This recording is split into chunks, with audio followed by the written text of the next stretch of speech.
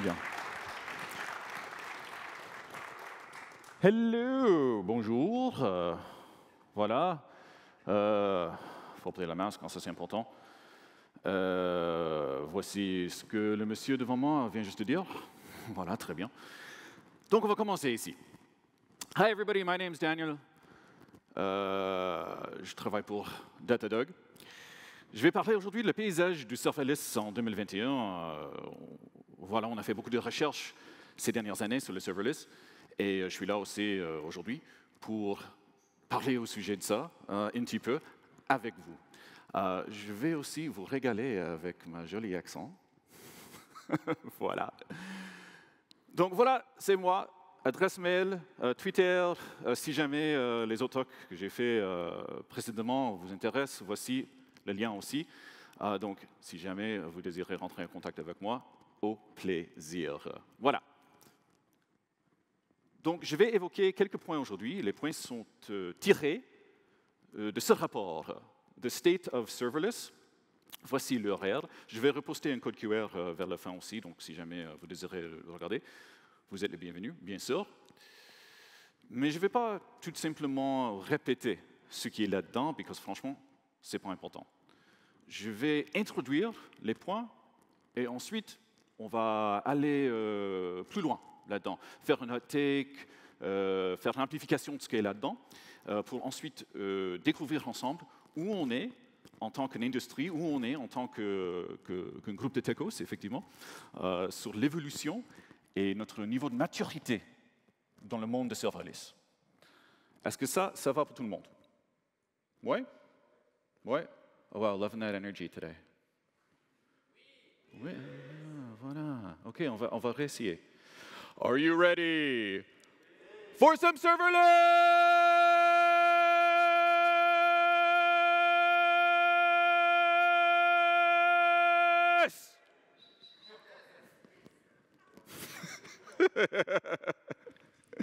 OK, let's have some serverless. Donc, alors, qu'est-ce qui se passe? C'est quoi AWS Lambda? Quelqu'un ici a déjà utilisé Lambda? Des mains? Oui, d'accord, très bien.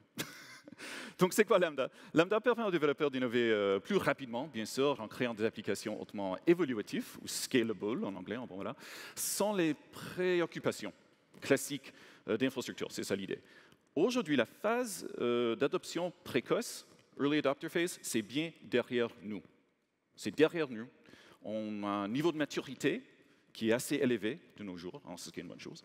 Et dans l'univers d'AWS, l'utilisation de Lambda est tout à fait standard aujourd'hui. C'est tout à fait standard. Il y a 2 ans, ce n'était pas le cas, mais aujourd'hui, si. En effet, nos recherches, c'est des recherches originales qu'on a fait, indiquent que les entreprises qui utilisent Lambda depuis 2019 ont augmenté considérablement leur niveau d'utilisation de ce dernier. En moyenne, les fonctions ont été invoquées 3,5 fois plus souvent par jour au début de 2021 qu'elles ne l'étaient 2 ans auparavant. Ça, c'est important. De plus, au sein de la même cohorte d'utilisateurs, les fonctions de chaque organisation fonctionnent en moyenne 900 heures par jour. Donc, voilà le data point. Pourquoi est-ce que ça, c'est important? Ça, c'est important, en fait, parce que parfois, avec les technologies, surtout des choses qui sont les new hotness qu'on trouve parfois, il y a un rush des adhérents précoces. Et on va dire, voilà, on va utiliser, c'est le meilleur truc, ça va révolutionner le monde, tatati, tatata, et ensuite, c'est abandonné après. Et on passe sur le prochain, on passe sur le prochain. Les frameworks JavaScript, quoi que ce soit. Voilà. Donc tout le monde est très, ah oui, oui, oui, oui, oui, et ensuite oublié. Ce n'était pas le cas avec Serverless. Lambda est là, et les gens l'utilisent de plus en plus. Et ça, c'est important, parce que c'est un signe de maturité. Donc, si jamais vous êtes « Ah oui, mais serverless, on ne sait pas sûr si c'est vraiment le truc pour nous, est-ce que c'est mature, est-ce que les vraies sociétés les utilisent, je ne sais pas », la réponse, clairement, de nos jours, c'est oui. Ce qui est une bonne chose. Maintenant, AWS a peut-être lancé le mouvement serverless, on va faire l'argument, mais Lambda est loin d'être la seule option disponible aujourd'hui. Il y a Azure Functions, il y a Google Cloud Functions. Ils ont vu tous les deux une vraie augmentation dans leur taux d'adoption respectif. Bien sûr, au cours de l'année dernière, la part des organisations dans Azure, qui exécute Azure Functions, est passé de 20 à 36%, encore un autre signe de maturité et de l'adoption, ce qui est important. Et chez Google Cloud, c'est maintenant près d'un quart des organisations, ce qui est non négligeable, qui utilisent Cloud Functions. Bien entendu, Google Cloud Functions est la plus jeune des 3 offres sur le marché, mais l'idée de FAS, Functions as a Service, FAS, n'est pas une nouveauté. Google a introduit Google App Engine, son premier service de calcul entièrement sans serveur, en 2008. 2008! Attention! Le serverless est là, techniquement, en cloud, depuis 2008. Alors, ce n'est pas quelque chose de nouveau. Mais aujourd'hui, nous voyons un vrai changement de dynamique vers les nouvelles offres serverless de Google, c'est-à-dire Cloud Functions, Cloud Run et compagnie. Maintenant, cela ne regarde que la tranche phase du marché, mais le terme serverless couvre en fait une gamme assez élargie des techniques et technologies. Google, ils ont commencé bien sûr avec App Engine, propose désormais Cloud Functions, Cloud Run, AWS a commencé avec Lambda, propose maintenant plusieurs offres de calcul qui mélangent des containers et des fonctions telles que Fargate, AppRunner, même la possibilité de déployer des fonctions Lambda en tant que container, des Galaxy Brain, tu vois ce que je veux dire. Azure propose des services équivalents aussi, bon voilà. Et donc finalement, dans ces chiffres-là, nous constatons que nous les sous-estimons, que le taux d'adoption réel, c'est-à-dire toutes les différentes combinaisons possibles, tous confondus, c'est même plus que ça. Je vais prendre une petite pause ici pour clarifier un point important. Ici, nous parlons simplement de l'adoption du serverless au sein des fournisseurs de cloud. Ce n'est pas une course à pied ou un signe de qui fait quoi, comment, le mieux. Hein. Le serverless prend de nombreuses formes différentes et nous ne portons pas de jugement de valeur ici. Mais vraiment pas. Cela dit, nos données sont surtout, ils viennent surtout du monde AWS. Donc je vais parler beaucoup d'AWS aujourd'hui, mais encore une fois, ce n'est pas un jugement. C'est juste, pour nous, c'est là où on a les données. D'accord? OK. Un autre point important, le point numéro 3. Lambda est employé de plus en plus dans le cadre des applications orientées client, donc user-facing en anglais, qui nécessitent une faible latence. Ça, c'est important. Qui nécessitent une faible latence. En 2020, l'appel Lambda médian n'a pris que 60 millisecondes, ce qui est assez rapide. Voilà, 60 millisecondes, tout le monde est content. Soit environ la moitié de la valeur de l'année précédente, donc une vraie évolution. Mais pourquoi? Une expression possible, c'est que de plus en plus, ces organisations suivent les meilleures pratiques et conçoivent des fonctions hyper spécifiques et spécialisées à leur charge de travail. Et encore une fois, pourquoi est-ce que c'est important? C'est logique, mais pourquoi est-ce que c'est important? Parce que c'est un signe de maturité. C'est un signe que le serverless n'est plus un truc inconnu, on ne comprend pas quoi. On est entré en tant qu'industrie technologique de maîtriser la technologie. Et ça, c'est important. Nous avons également noté que la courbe de distribution de latence est longue, ce qui suggère que Lambda n'est pas utilisé uniquement pour des tâches de courte durée, mais également dans des cas d'utilisation plus intensifs en termes de calcul. Et ça, pour nous, c'était franchement surprenant. C'était franchement surprenant. Pour nous, le serverless, c'était pour des trucs hyper rapides, on y go, millisecondes près. Mais dans les faits, ce n'est pas le cas pour tout le monde. C'est loin de ça. Maintenant, on sort un petit peu des données réelles et on va commencer à proposer des hypothèses. Nous pensons que c'est un signe que les développeurs apprennent à mieux exécuter leurs applications sur Lambda, ça c'est sûr. La latence est souvent critique pour les applications orientées clients. Elle est donc assez courante à optimiser pour la latence, ça c'est vrai.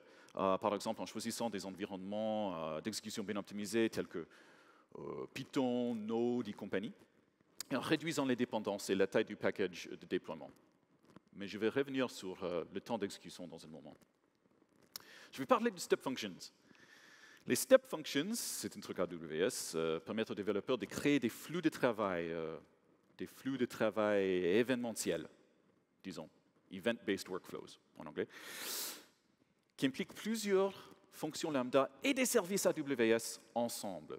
Dans ces workflows, le service de Step Functions est responsable pour la gestion des erreurs, les nouvelles tentatives, les retries, les délais d'attente, timeouts, et bien d'autres logiques applicatives.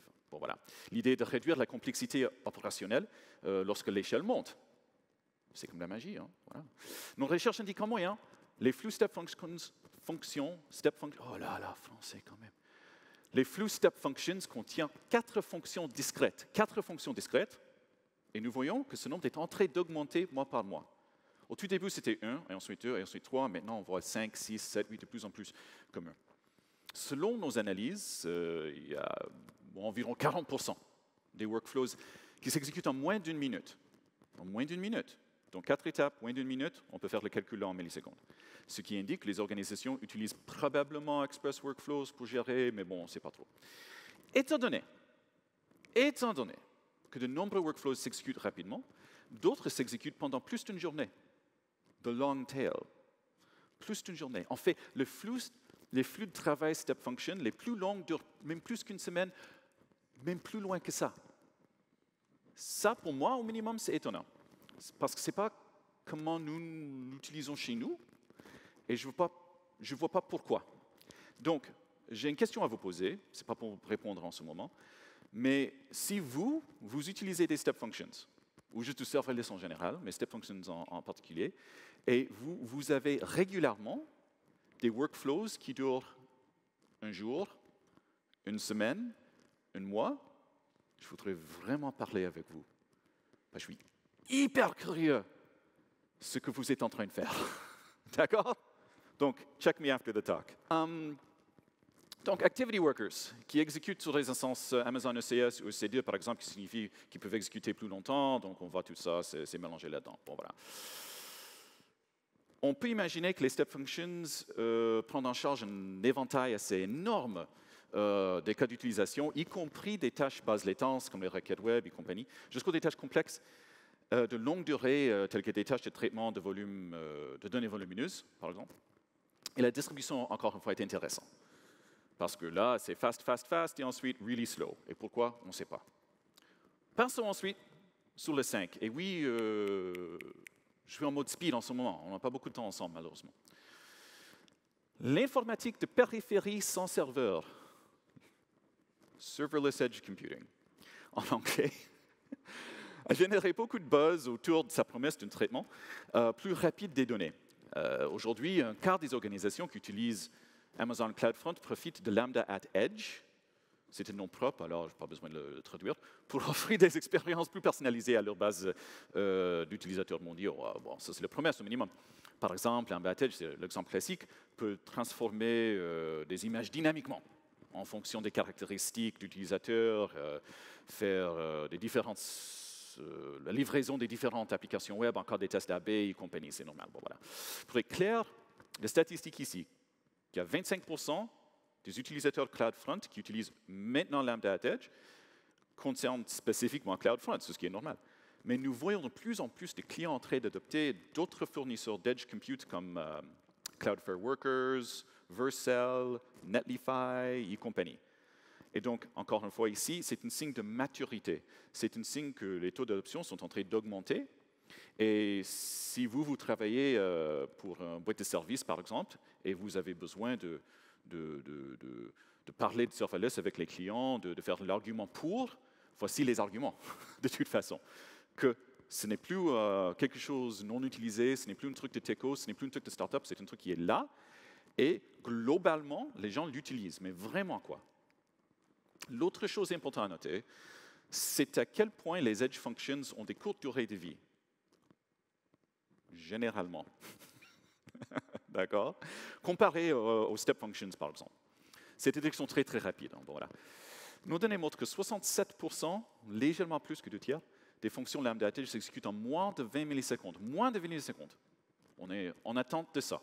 Ce qui suggère que l'informatique de périphérie sans serveur, Serverless Edge Computing, a un énorme potentiel pour prendre en charge même les applications les plus critiques en termes de latence avec une surcharge minimale. Encore une fois, ça c'est la promesse.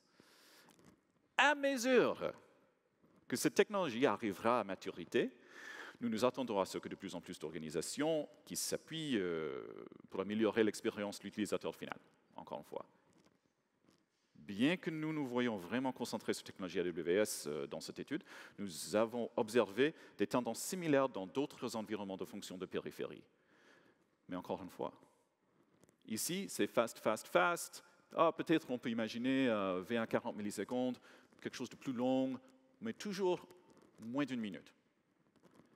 Mais qu'est-ce qu'il y a de l'autre côté? On va balader un petit peu.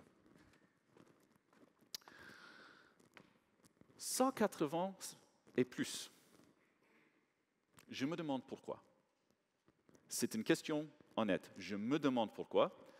Parce que le courbe ici, pour moi, c'est logique, parce que c'est du serverless edge computing. Voilà. Et ensuite, on a ça. Et c'est non négligeable. C'est non négligeable. À mon avis, si je dois deviner, ça, c'est une erreur. They're not doing that on purpose. Mais si ça, c'est vous, dans l'audience aujourd'hui, et vous faites ça exprès, je suis hyper curieux. Donc, venez parler avec moi. Je voudrais savoir. It's burning me up inside. What are those people doing? Ah, OK. Lorsqu'une fonction lambda est appelée après une période d'inactivité, et tout le monde ici sait de quoi je parle, elle subit un bref délai d'exécution, le fameux démarrage à froid ou cold start en anglais. Pour les applications qui nécessitent un temps de réponse à millisecondes près, c'est un problème. Voilà. Donc, vers la fin de 2019, AWS a introduit la Provision Concurrency, simultanéité provisionnée. Pourquoi pas? Provision Concurrency afin d'aider les utilisateurs de Lambda à lutter contre les démarrages à froid, c'est ça l'idée. Selon nos données, il paraît que la bonne configuration de simultanéité provisionnée reste un défi pour les utilisateurs. Et ça, c'est important. Parce que, bien entendu, on a un niveau de maturité en tant qu'industrie, mais on n'est pas là. On n'est pas là. C'est-à-dire que ce n'est pas quelque chose qu'on a tout maîtrisé et il n'y a plus de questions, il n'y a plus de problème. Ça, c'est un problème. Vraiment quoi. Il paraît, encore une fois, que la bonne configuration est difficile. Plus la moitié des fonctions utilisent moins de 80% de leur simultanéité provisionnée configurée. Ça, c'est important. Et pendant ce temps, plus que 40% des fonctions utilisent la totalité de leur allocation, ce qui signifie qu'elles peuvent toujours rencontrer des démarrages à froid. Donc, soit on sur-provisionne, soit on sous-provisionne. Et c'est systématique. Oui, il y a des solutions, il y a auto-scaling par exemple, mais là aussi c'est compliqué et en plus, il faut payer pour. Hein. Bon, voilà. Donc, si on se demande aujourd'hui en tant qu'utilisateur serverless, en tant que des experts autoproclamés dans le domaine, qu'est-ce qu'on peut faire aujourd'hui, de nos jours, pour améliorer notre parc informatique et aussi la parc informatique de nos clients? C'est ça. C'est vraiment ça. Parce qu'aujourd'hui, c'est un désastre. D'accord? Très bien. Nous voyons également que la simultanéité provisionnée est utilisée plus souvent avec les fonctions Java et .NET Core. Ça, c'est important. Parce qu'ils ont généralement plus de temps de démarrage associé que, par exemple, Python, Node.js et compagnie. Java doit initialiser sa machine virtuelle, le JVM, charger des éventails de classes, tatati, tatata. Et donc, le serverless dans le monde de .NET et Java, ils utilisent beaucoup plus les capacités de ce domaine que dans le monde de Python et Node et Ruby et Bash. C'est vrai, en Bash. Azure Functions, on peut faire des serverless en Bash. C'est super fun. Non, mais c'est nickel. C'est fun. D'accord. Il n'y a pas de l'eau. Pour le prochain speaker, une bouteille d'eau. Très bien. Pardon. Le déploiement manuel des fonctions. Comment est-ce qu'on peut mettre des fonctions dans le cloud? It works on my computer. Très bien, mais comment? C'est-à-dire que le déploiement manuel des fonctions lambda et d'autres ressources peut rapidement devenir laborieux. Franchement, si on fait ça à main, c'est comme tous les autres types d'infra. Mettre en place une instance EC2, Manuellement, c'est facile. Mettre en place une flotte des machines manuellement, you're having a bad time. C'est le cas aussi avec serverless, bien entendu. Donc, il y a dans le monde AWS CloudFormation,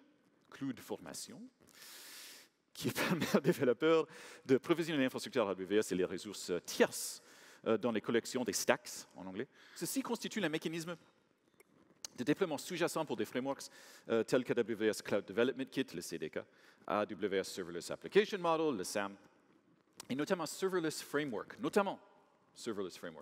Ce dernier est de loin le plus populaire. Aujourd'hui, il est utilisé par tout le monde. Voilà, plus de 90% des organisations qui gèrent leurs ressources sans serveur sur AWS utilisent CloudFormation. Voilà. Hormis Serverless Framework, 19% des organisations utilisent CloudFormation entre guillemets vanille, 18% utilisent CDK, 13% à AWS SAM. Maintenant, je suis sûr et certain qu'il y a des matos dans l'audience ici qui disent « Mais Daniel, ça plus ça plus ça plus ça, c'est plus que 100. Et ça, Daniel, ça c'est impossible. On ne peut pas avoir 101%. C'est pas possible. » Mais oui, je te dis, parce que des organisations peuvent utiliser plusieurs outils de déploiement. Et c'est même assez répandu. D'utiliser Serverless Framework pour la plupart, mais aussi un petit peu de CloudFormation et aussi un petit peu de CDK selon l'évolution du projet, selon la maturité d'où vous êtes dans l'aventure et tout ça. Bon, voilà. Parmi les stacks CloudFormation utilisés dans les applications sans serveur, il y a 65% qui contiennent une seule fonction lambda. Une seule fonction lambda. Aussi à noter, environ 57% des fonctions qui ne sont pas du tout déployées avec CloudFormation. Cela suggère que nombreuses organisations sont encore au premier stade en termes d'infra as code dans le cadre de serverless en spécifique. Et encore une fois, pourquoi est-ce que je dis ça à haute voix? C'est parce que si nous, on a une obligation en tant que des professionnels serverless à comprendre le niveau de maturité, où on en est, nous-mêmes, et aussi où l'industrie est située en termes de maturité, elle est là. Donc malgré c'est le mauvais mot, vu le fait qu'on a un taux d'adoption de serverless qui est extrêmement évolué globalement, et qu'on est en train de maîtriser au niveau du code ce qui est dans ces fonctions, ce qui est déjà une bonne chose, notre capacité de gérer le monde de serverless, de déployer, de faire évoluer tout ce qui est autour de serverless, c'est notre prochain défi. Et on a les statistiques. I have the receipts. Voilà. Home stretch. Depuis 2018, Lambda prend en charge 6 environnements d'exécution, Node.js, Python, Java, Go, .NET Core et, de préférence, Ruby. Cependant, Python et Node continuent de dominer parmi les utilisateurs de Lambda. Les deux ensemble représentent près de 90% des fonctions totales. Quand même, c'est non négligeable. 58% de tous les Lambda déployés exécutent Python, ce qui est une hausse de 11 points par rapport à il y a un an. Encore une fois, ça c'est important à savoir. Et 31% exécutent Node, ce qui est une baisse de 8 points par rapport à l'année derrière. Donc, ce n'est pas un jugement de valeur, c'est juste une observation sur les faits. Maintenant, je vais commencer à juger. Parmi les fonctions écrites en Python, plus de 90% utilisent Python 3. 3.8 en spécifique, mais 3. Python 2, de 7, mais 2, est en baisse de 25 points de pourcentage par rapport à il y a un an, car les utilisateurs migrent de plus en plus vers Python 3. Et vous? Est-ce que vous avez toujours de Python 2 dans votre environnement? Non, bien sûr que non. Mais si, faut penser à migrer, hein. Mais franchement, Python 2 c'est mort, mais c'est juste mort. C'est juste mort. Plus l'utiliser. Lorsque nous avons examiné la répartition d'utilisation de l'environnement d'exécution par taille d'environnement, une tendance intéressante est apparue. Alors que Node.js dépasse Python dans les petits environnements AWS, Python devient de plus en plus dominant quand la taille de l'environnement augmente. Parmi les organisations avec les plus grandes empreintes AWS, Python est utilisé 4 fois plus souvent que Node.js dans des fonctions lambda. En mars 2021, les principaux environnements d'exécution par version sont Python 3, Node 12, Node 10, Python 2.7, Java 8, Go 1, .NET Core 2, .NET Core 3, dans cet ordre. Maintenant, encore une fois, ce n'est pas une course à pied, mais c'est un signe que si vous utilisez, par exemple, .NET Core 3, vous n'êtes pas les seuls, mais ce n'est pas habituel. Ça, c'est important à savoir si vous êtes vraiment au début d'un projet et vous êtes en train de considérer, bon, je vais coder mon serverless dans quel langage, dans quelle langue. Tu vois ce que je veux dire? Est-ce que je vais vraiment m'appuyer sur l'expérience partagée des autres? Si oui, Python, Node, c'est probablement la bonne décision. Si vous êtes Trailblazer, moi je vais faire moi-même tout, je n'ai pas besoin de quoi que ce soit en termes d'aide. Bon, crazy go nuts, .NET all you like. Et c'est tout pour moi. Merci.